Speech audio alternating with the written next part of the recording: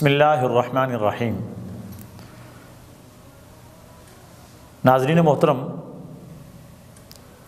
اسلام ایک مکمل ضابطۂ حیات ہے اور اسلام کی تعلیمات پوری دنیا کے انسانوں کی اس میں بھلائی ہے، خیر ہے۔ اسلام نے ہمیں زندگی گزارنے کے وہ آداب سکھائے جو کسی بھی مذہب نے نہیں سکھائے۔ آج ہم دیکھتے ہیں رسول اللہ صلی اللہ علیہ وسلم کی ایک حدیث مبارکہ کو کہ آپ صلی اللہ علیہ وسلم نے زندگی گزارنے کے کیا گر سکھائے اور کس انداز میں آپ صلی اللہ علیہ وسلم نے اپنی امت کی رہنمائی کی۔ ایک حدیث مبارکہ ہے، آپ صلی اللہ علیہ وسلم کا ارشاد، حق المسلم علی المسلم خمس، مسلمان کے مسلمان پر 5 حقوق ہیں۔ ویسے تو بہت سارے حقوق ہیں مسلمان کے، لیکن اس حدیث مبارکہ میں 5 حقوق کو بیان کیا گیا۔ پہلے ارشاد فرمایا رد السلام، سلام کا جواب دینا۔ مثال کے طور پہ ایک مسلمان اگر دوسرے کو سلام کرتا ہے تو سلام کا جواب دینا مسلمان کا حق ہے کہ اسے سلام کا جواب دیا جائے۔ اگر کسی مسلمان نے السلام علیکم کہا تو اسے وعلیکم السلام کہنا واجب ہے، اور یہ رسول اللہ صلی اللہ علیہ وسلم کی تعلیمات ہیں۔ سلام کی اسلام میں بڑی اہمیت ہے۔ قرآن مجید میں اللہ تعالیٰ نے ارشاد فرمایا وَإِذَا حُيِّيتُم بِتَحِيَّةٍ فَحَيُّوا بِأَحْسَنِ مِنْهَا أَوْ رُدُّوهَا، جب کوئی سلام کرنے والا تمہارے اوپر سلام کرے، فَحَيُّوا بِأَحْسَنِ مِنْهَا أَوْ رُدُّوهَا، تو اس کو اس سے بہتر انداز میں جواب دو، یا جس طرح کا سلام اس نے کیا اسی طرح کا جواب اسے دے دو۔ مثال کے طور پہ کسی نے آپ کو السلام علیکم کہا تو آپ پر واجب ہے کہ آپ اس کو وعلیکم السلام کہیں، اور جو الفاظ اس نے کہے آپ نے بھی وہی الفاظ کہہ دیے، جو دعا اس نے دی وہی دعا آپ نے بھی لٹا دی۔ السلام علیکم کا معنی یہ ہے کہ تم پہ اللہ کی سلامتی ہو، اور آپ نے جواب میں کہہ دیا وعلیکم السلام، اور تم پر بھی اللہ کی سلامتی ہو۔ یہ تو ہے کہ آپ نے اسی کے سوال کو واپس لوٹا دیا، اسی کی دی دعا کو آپ نے واپس لوٹا دیا۔ اگر آپ اس سے بہتر جواب دینا چاہتے ہیں تو اس نے اگر آپ کو السلام علیکم کہا تو آپ وعلیکم السلام ورحمۃ اللہ وبرکاتہ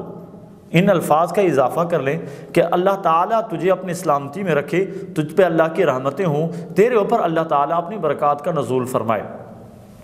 اور سلام یہ اسلام کی ایک پہچان ہے۔ حضور پاک صلی اللہ علیہ وسلم کا ایک ارشاد ہے افشوا السلام تسلیموا، تم سلام کو پھیلاؤ، سلامتی میں رہو گے۔ اور ایک دوسری حدیث مبارکہ میں آپ صلی اللہ علیہ وسلم نے ارشاد فرمایا البادئ بالسلام بریء من الکبر، کہ جو شخص سلام کرنے میں پہل کرتا ہے تو وہ شخص جو ہے وہ کبر سے بری ہے، یعنی تکبر سے، غرور سے اللہ تعالیٰ اسے بری کر دیتے ہیں۔ چھوٹوں کو چاہیے کہ وہ بڑوں پہ سلام کریں، اور اگر بڑے بھی چھوٹوں پہ سلام کرتے ہیں تو اس پہ حرج کوئی بھی نہیں ہے۔ سلام اسلام کی ایک خوبصورت تعلیم ہے، اور مسلمان کو ایک تو یہ معلوم ہوتا ہے کہ میرا آمنا سامنا کسی مسلمان بھائی کے ساتھ ہو رہا ہے، اور اس آمنا سامنا جو 2 مسلمان بھائیوں کا آپس میں ہوتا ہے کتنی خوبصورت ایک دوسرے کو دعا دیتے ہیں کہ اللہ تعالیٰ تجھے اپنی سلامتی میں رکھے۔ مسلمان کو جو دین دیا گیا تو اس میں تو بھلائی بھلائی ہے، اس میں تو خیر ہی خیر ہے۔ جب 2 مسلمان آپس میں ملتے ہیں، آپس میں ملتے وقت وہ ایک دوسرے کو سلام کرتے ہیں، اس سلام میں ایک دوسرے کے لیے دعا کر رہے ہیں۔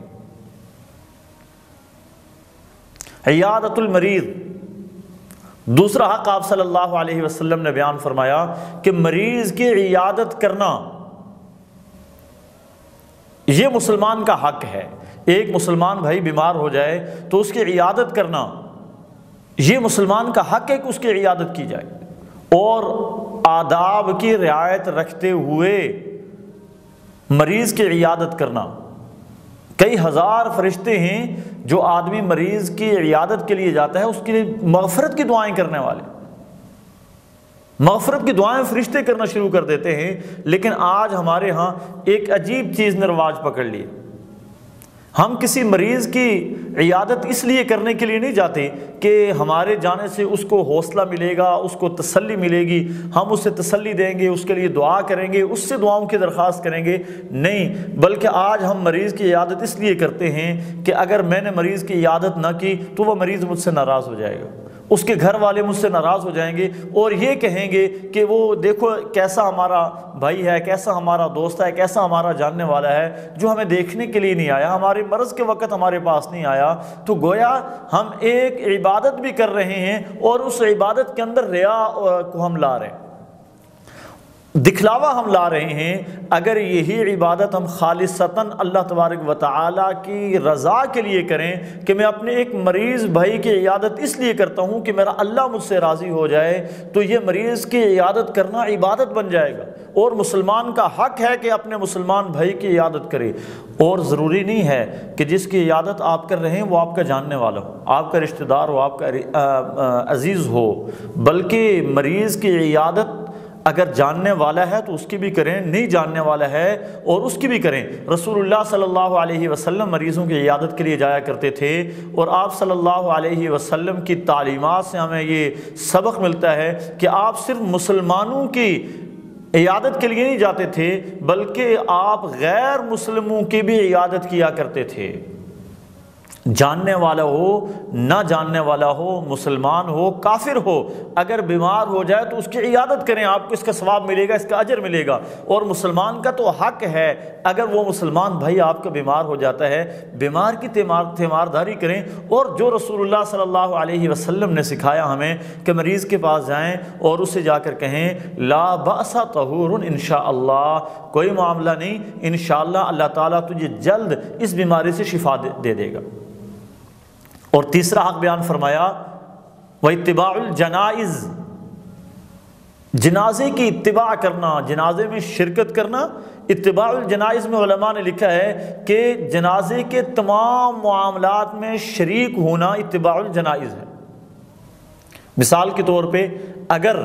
آپ کفن پہنانے میں، مردے کو غسل کروانے میں، تجہیز تکفین کے جتنے معاملات ہیں ان سب میں شریک ہو سکتے ہیں تو یہ بھی مسلمان کا حق ہے،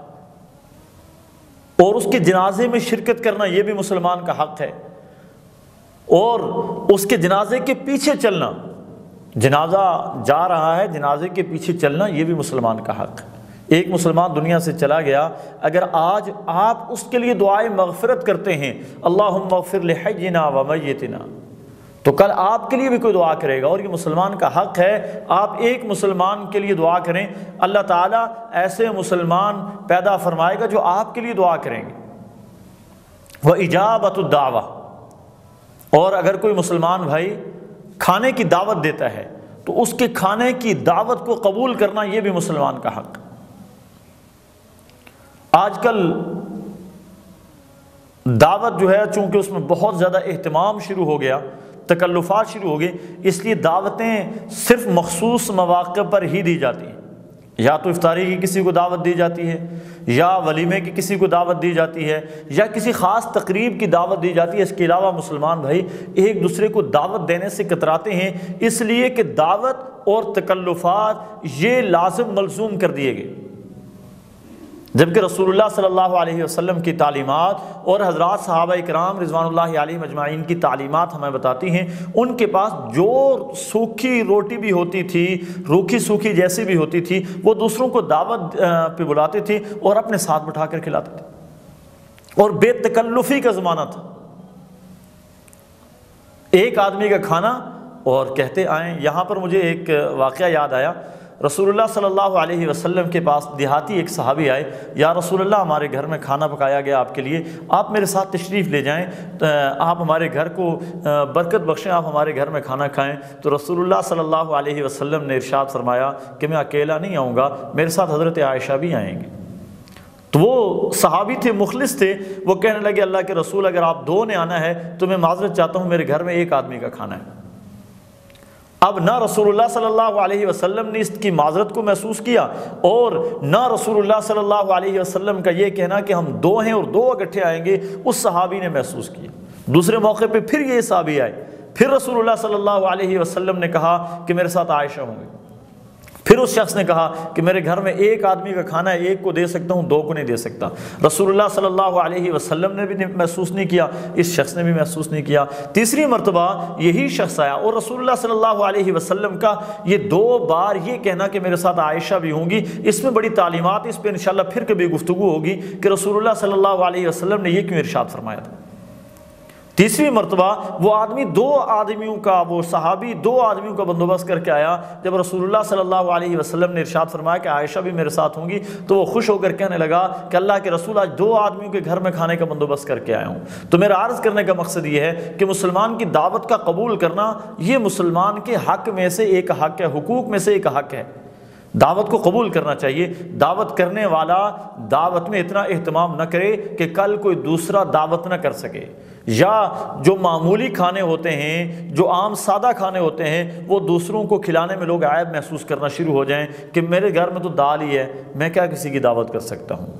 دعوت کے اہتمام کو اتنا زیادہ اہتمام کرنا، اتنا زیادہ دعوت کو تکلفات سے بھرپور کرنا کہ عام آدمی کسی کی دعوت ہی نہ کر سکے، غریب کسی کو اپنے دسترخوان پہ بلا ہی نہ سکے، اور اگر بلائے تو وہ اتنا تکلفات کرے کہ وہ بیچارہ پھر مقروض ہو جائے۔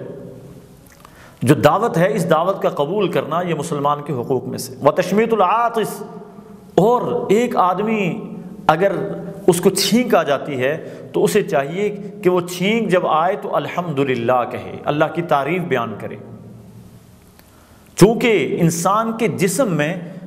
ایسے کچھ مادے جمع ہو جاتے ہیں جو انسان کے جسم میں جراثیم کی شکل اختیار کر لیتے ہیں، نقصان دہ ہوتے ہیں، اور اللہ تعالیٰ کا ایک نظام ہے، اللہ تعالیٰ نے جسم کے اندر کچھ حساس خلیے رکھے ہیں، وہ چھینک کے ذریعے جو ہے وہ ان جو اس طرح کے جراثیم ہوتے ہیں، چھینک کے ذریعے اللہ تعالیٰ ان کو باہر نکال دیتے ہیں۔ ایک حساس نظام اللہ تعالیٰ نے متعین کر رکھا ہے، جب چھینک ماری اور وہ بیماری جسم سے باہر آ گئی تو انسان کو کہنا چاہیے الحمدللہ،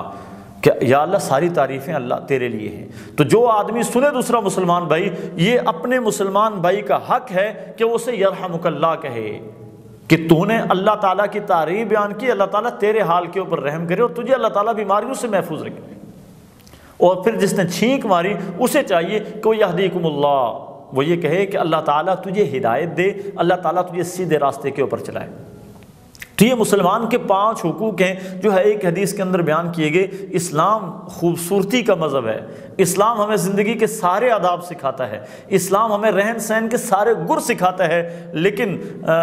بدقسمتی ہماری ہے کہ ہم نے رہنے کے وہ گر جو ہمیں کتاب اللہ سے سیکھنے چاہیے تھے، جو رسول اللہ صلی اللہ علیہ وسلم کی تعلیمات سے ہمیں حاصل کرنے چاہیے تھے، وہ آج ہم غیروں کی نقالی کر کے، غیروں سے سیکھ کے ہم اپنے دین کو بھول بیٹھے، اپنے دین کو دور چھوڑ دیا اور ہم غیروں کے طریقے پہ چل پڑے۔ اللہ تعالی ہمیں رسول اللہ صلی اللہ علیہ وسلم کی تعلیمات پہ عمل کرنے کی توفیق نصیب فرمائے۔ السلام علیکم ورحمۃ اللہ وبرکاتہ۔ la la la la la